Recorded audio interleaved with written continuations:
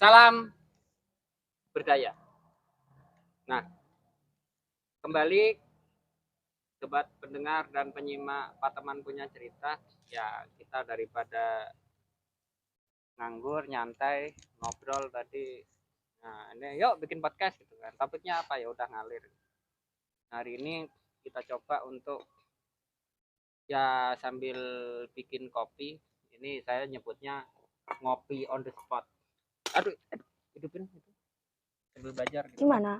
Ini thread. Kalau sini membuka ini nutup. Oh gitu. Enggak. Ngopi guys. Jangan keras-keras. Begitu. Bakarannya. Wow, keren ya. Nah, ini ngopi on the spot gitu kan, termasuk ininya. Ya. Ada teori, ini saya sedang bersama apa adik ya? Adik.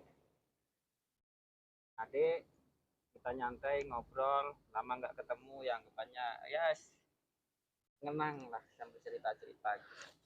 Mengenang alumni geng. Apa kabar? Kenalan dulu dong tuh sama sobat pendengar, penyimak Pateman Punya Cerita.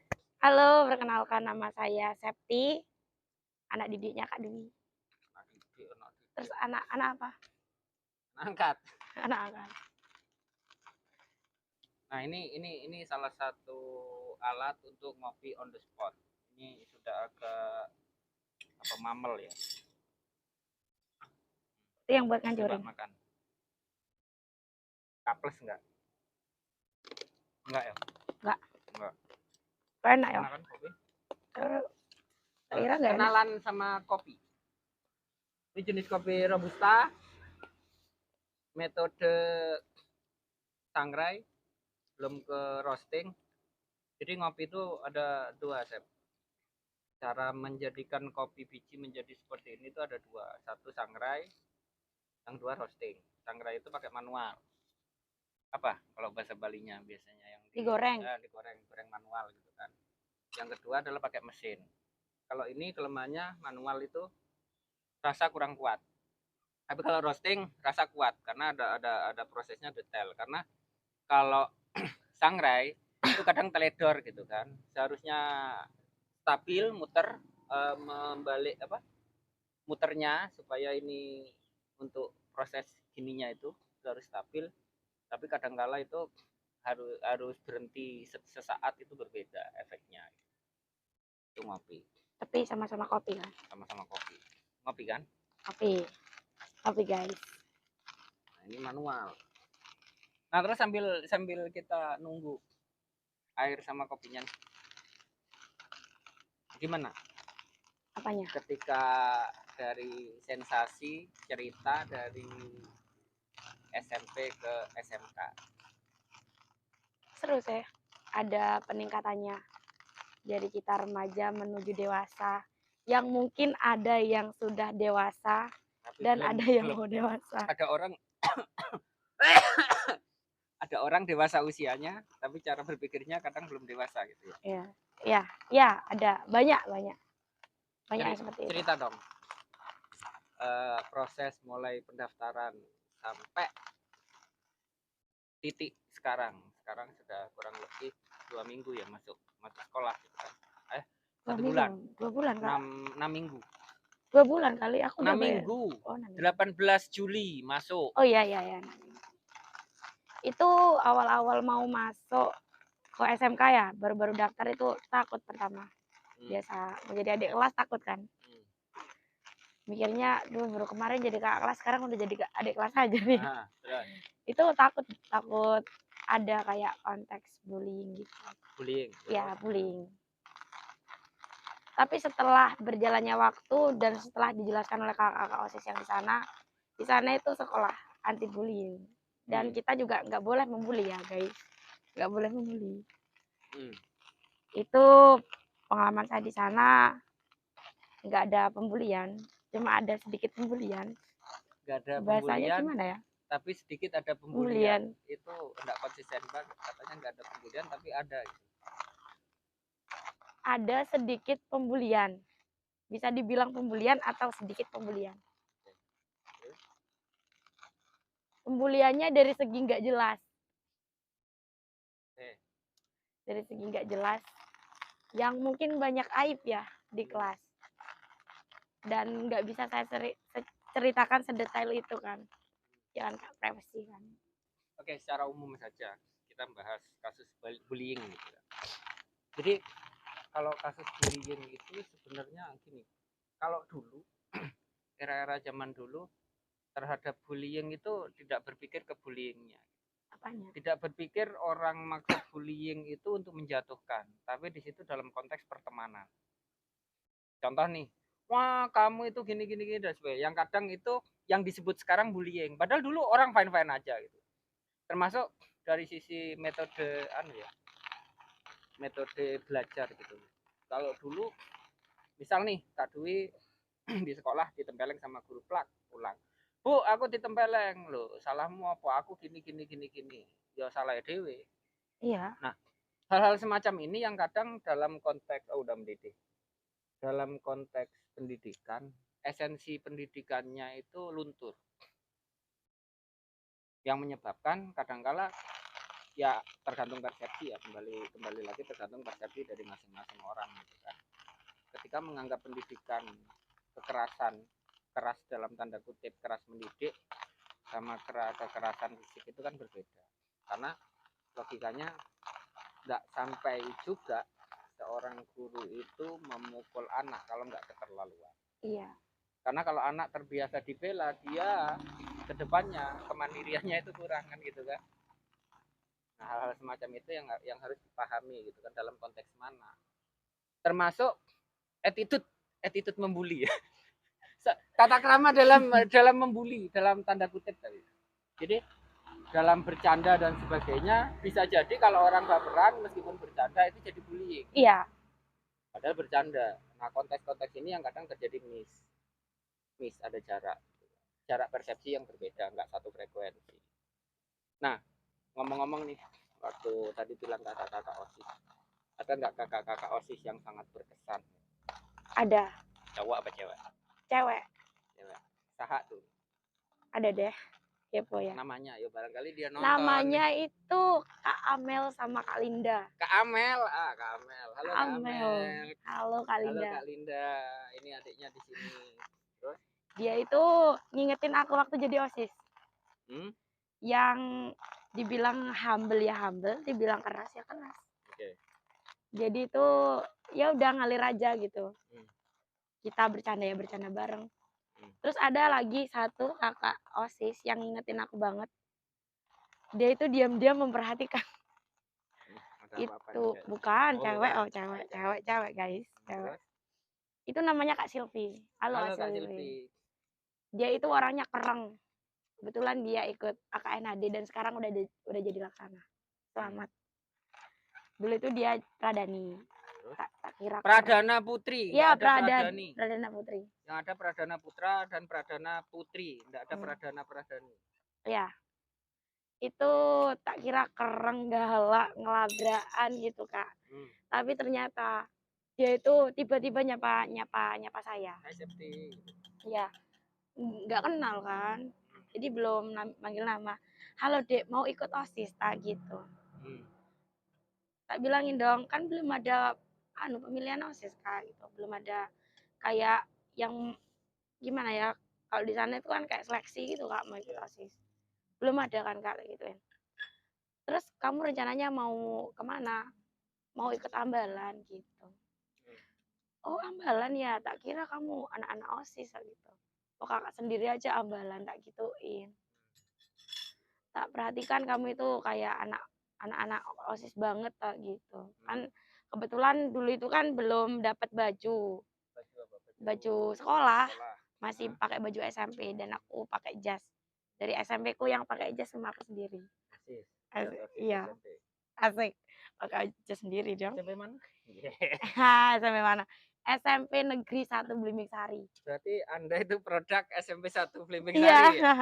Okay. Masih ada atapnya tak? Hah? Masih ada atapnya. Oh, masih dong. Masih ada atapnya. Semoga atapnya hilang jadi kehujanan. Maaf. Bukan gitu ya Kak ya. Ya kalau atapnya hilang kan secara logika kan kehujanan. Iya, tapi dalam konteks ini satu atap itu satu naungan. instansi. Jadi 2 instansi berada dalam satu wilayah. Tapi kan bagus juga Kak kekeluargaannya Iya, gitu betul. kan. Antara adik-adik sama kakak-kakak. Dan di SMP saya dulu itu nggak pernah ada pertengkaran. Harmonis antara kakak-kakak dan adik-adik. Paling ada penggerengan. Iya, dikit. Oh iya Kak, tadi baru baru pembukaan itu perasaan topinya miring. Nah, ini kan Iya. enggak sekarang. Oh enggak, kenapa kok Jadi kayak miring aja? kadangkala kita itu harus miring Oh, harus miring. dalam konteks pengetahuan itu kan kadang ada yang mainstream, ada yang anti mainstream gitu karena identiknya yang miring itu biasanya anti mainstream. Artinya apakah anti mainstream itu salah kan enggak? Belum tentu, bukannya enggak, tapi belum tentu arahnya kemana. Nah, dalam konteks proses proses pembelajaran anti mainstream itu perlu supaya kita tahu. Misal, ini kita tersesat karena kita sudah bawa kompas, sudah bawa peta dan sebagainya, tapi kita masih tersesat. Nah, dalam konteks ini apakah tersesat itu salah? Kan belum tentu. Di situ ada otomatis tetap ada pembelajaran. Artinya dari tersesat itu kadang kita punya cerita-cerita yang unik yang bisa diceritakan ke banyak orang, yang itu justru malah lebih asik daripada kita lempeng. Iya, ada cerita Itu lucunya. kalau pengalaman saya gitu kan. Jadi bukan berarti akhirnya ketika kita tersesat kita miring dalam konteks kita miring kayak gini, kita miring kayak gini gitu kan. Ini hanya sekedar simbol yang muncul gitu kan dalam identitas diri kita. Dicap ini ya oke lah. Kalau bahasanya tenang wae gitu kan. Jadi nggak perlu kita terlalu baper atau apa dicap ini karena orang lain belum tentu tahu manfaat apa maksud yang dari kita miring? dapat, maksudnya apa, prosesnya bagaimana kan gitu. Orang banyak lebih cenderung ngejudge, Ngerosting, roasting gitu kan. ngerosting kayak kopi Roasting. Wah, tadi. ini topik bagus ini gitu kan. Akhirnya jadi bahan roast apa? Rasan-rasan dan sebagainya. Nah, termasuk cara penyeduhan kopi itu ketika tadi kita masukkan bubuknya, kasih sedikit dulu air. Setelah setiap saat baru tambahin air panas supaya apa? Jadi proses ekstrak kopinya itu keluar. Kan rata-rata kalau orang umum ngasih kopi gitu ya, langsung seret, langsung penuh gitu kan. Jadi Iya. minimal ada 2 kali menuang. Pertama sedikit sekiranya bubuknya itu kena air, biarin dulu. Oh. Sekian menit, 1 menit lah kurang lebih, baru ditambahin setengah, baru difullkan. Sehingga ekstraknya ini kan bubuk yang atas ini namanya karamel. Buih-buihnya itu. Buihnya itu karamel. Karamel dari kopi. Suka pahit apa suka manis? Suka manis. Manis lihat saya. Iya. Oke. Apakah Kasih, itu kasih bisa sendiri. iya ya. Itu apakah teknik yang tadi itu apakah bisa merubah rasa? Oh pasti. Karena kalau dalam konteks dunia perkopian untuk rasa itu ekstrak. Jadi proses ekstraksi kopi terhadap air panas itu penting gitu kan. Sehingga apa rasa itu benar-benar keluar.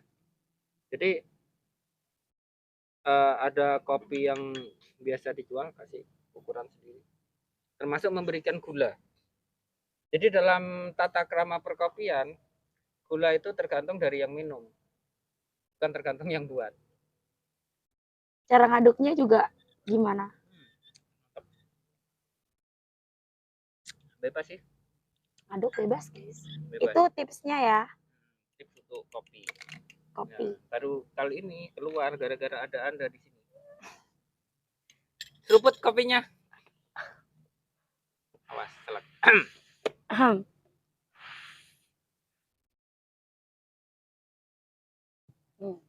Enak. Enak dong. Siapa dulu yang buat? Asik.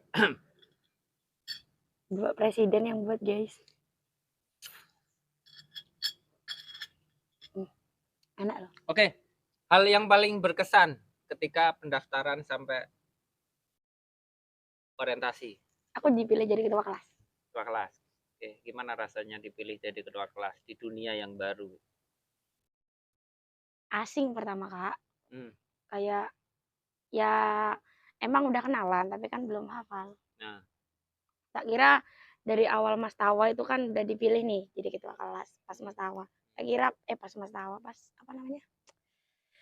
Apa sih, Kak? Inaugurasi. Iya, inaugurasi. Saya kira pas itu toh aku jadi ketua kelas. Nah, Hmm, ternyata sampai pas sekolah beneran itu tetap jadi ketua kelas, tetap dapat jadi ketua kelas. kepercayaan untuk mengkondisikan teman-teman di kelas gitu ya.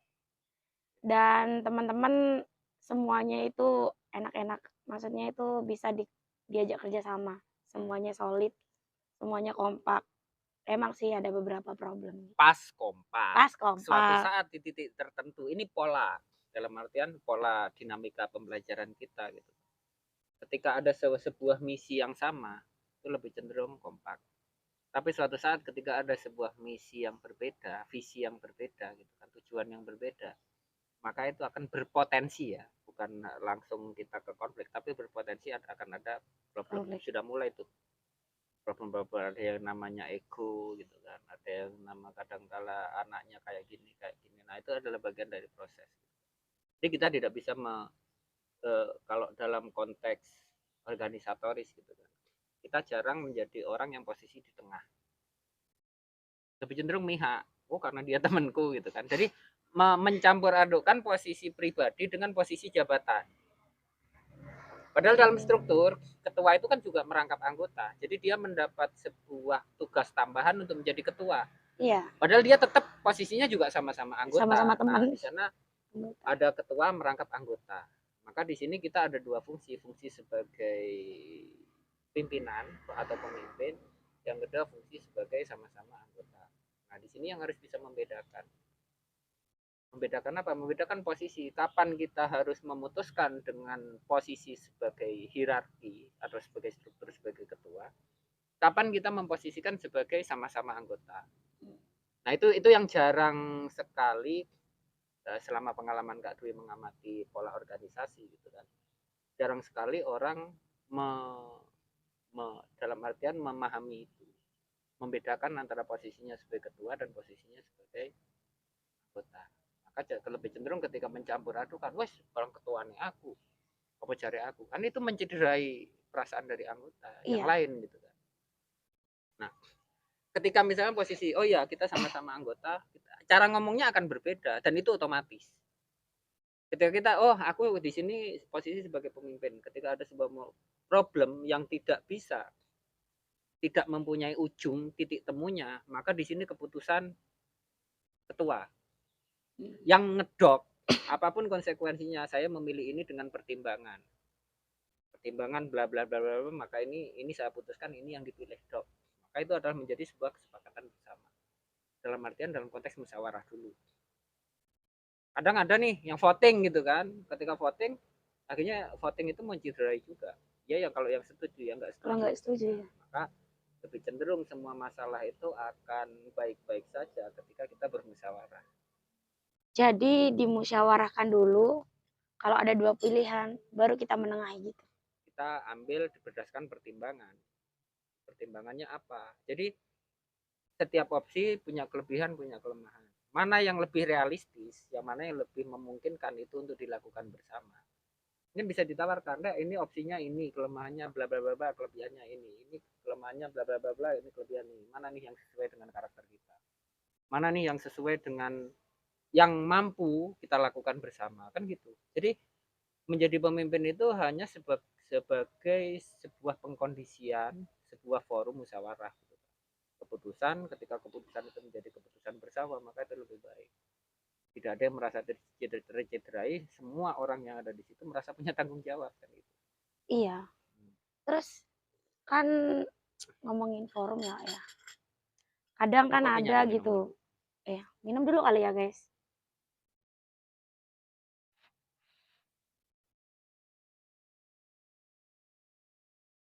Kalau ngomongin forum itu Kak, kan banyak kan. Ada forum di dalam forum.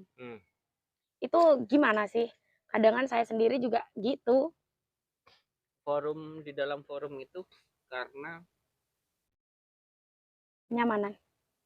nyaman dalam konteks kecil gitu kan. Artinya dia punya circle sendiri, dia punya teman sendiri, yang akhirnya bukan berarti itu belum tentu berarti negatif. Karena bisa jadi forum di dalam forum itu justru lebih efektif, gitu kan. Makanya Hmm. yang kadang lalai diperlakukan ketika setelah forum di dalam forum tidak diflorkan ke forum besar. Oh, dari hasil aku diskusi dengan ini hasilnya seperti ini. Ini dalam konteks sebuah dinamika sebuah kelompok itu sering terjadi. Tapi dalam konteks yang produktif gitu ya. Sehingga ketika forum di dalam forum itu tadi dirasa memang menjadi sebuah ide yang produktif, kenapa enggak disampaikan di forum yang lebih besar, misalnya forum kelas dan sebagainya. Tadi awalnya mungkin ide itu bisa jadi di dalam forum, ide yang lebih wah gitu kan, yang lebih realistis dilakukan.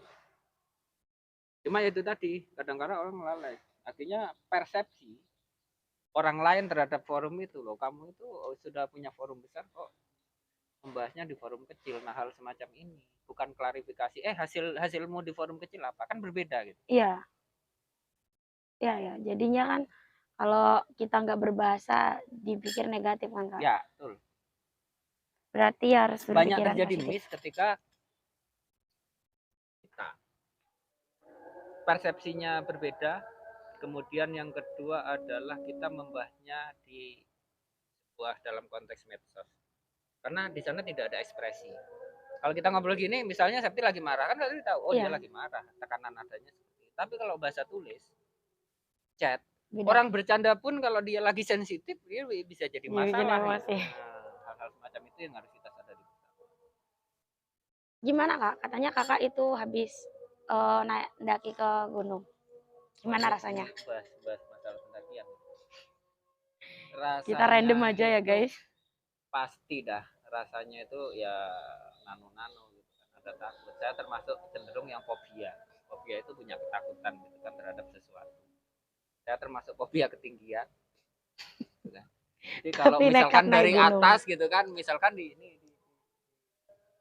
dak atas ini, lihat ke Ya, bawah itu sebenarnya takut gitu. Tapi di sana benar-benar satu, kita ada alat gitu kan. Yang kedua ada tutor, ada yang dampingin. Itu yang membuat kita kuat. Maka dalam konteks ini mungkin yang bisa Septi pelajari bagaimana kita percaya kepada navigator. Navigator itu petunjuk jalan yang mendampingin gitu. Itu yang pertama. Yang kedua, dalam konteks petualangan